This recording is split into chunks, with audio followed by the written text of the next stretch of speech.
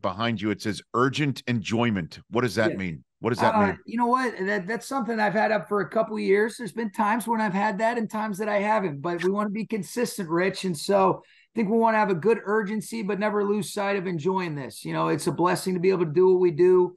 And I really have loved working with this group this year. So it's enabled us to have an urgent enjoyment through the first couple of weeks, even though we haven't always gotten the results we wanted, but I've really loved this team and excited about the op on Monday night against the Bengals. Yeah, I bet. So let's talk about this team a little bit. Boy, there's a bunch of guys that we're learning about. Let me just jump in with Puka Nacua, man. I mean, what a revelation he is. He looks like. When did you first see him? When did you first lay eyes on him? Well, I can remember even just watching his tape at BYU, and then you talk to people that have been around him. He's a mentally tough guy, obviously physically tough, got great aggressive hands. But once you get around him and you get him in the building, he was mature beyond his years. He's got a great way about himself. Now, I would tell you this, Rich, until we started playing games, didn't know the edge and the toughness. You know, you always thought it could come to life, but seeing it in person and just watching how much fun and his competitiveness and his game day demeanor, he's a special guy. He certainly is a rookie that's mature beyond his years, and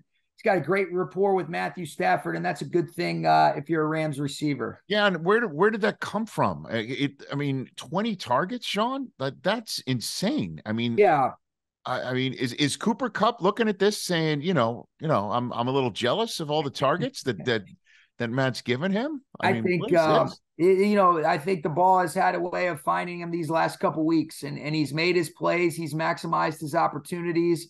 There were some situations towards the latter part of the game the other day where he did get a heavier volume based on, what we were doing behind a couple points and things like that. And so he's a stud. I've been really pleased with him. He certainly is a physically tough competitor, and we're really grateful to have him on our team. What's his role going to be moving forward, do you think? Is this it? What do you got? Yeah, I mean, I think we want to continue to take it a week at a time, but I've been really pleased with him. I think Tutu Atwell's also done a great job through the first couple of weeks. And, Van Jefferson is a capable player who's had a lot of production over the last couple of years in our offense. Tyler Higbee, I've been pleased with some of the things from our backs, but we'll be excited when we get Cooper back. But Puka is certainly establishing a really strong hold on a big-time role, and I think the more guys you can get involved, the better. But I've been really happy to see what he's done over these first couple weeks. You expect Cooper Kupp back once the first minute he can?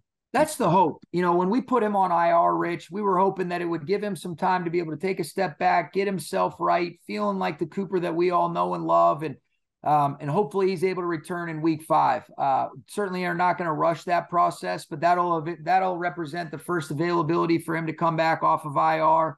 And that's kind of always been the goal, but we'll see how he's doing when that time comes, but I am hoping for that. Catch the Rich Eisen Show every single day on the Roku channel, 12 to 3 Eastern, for free.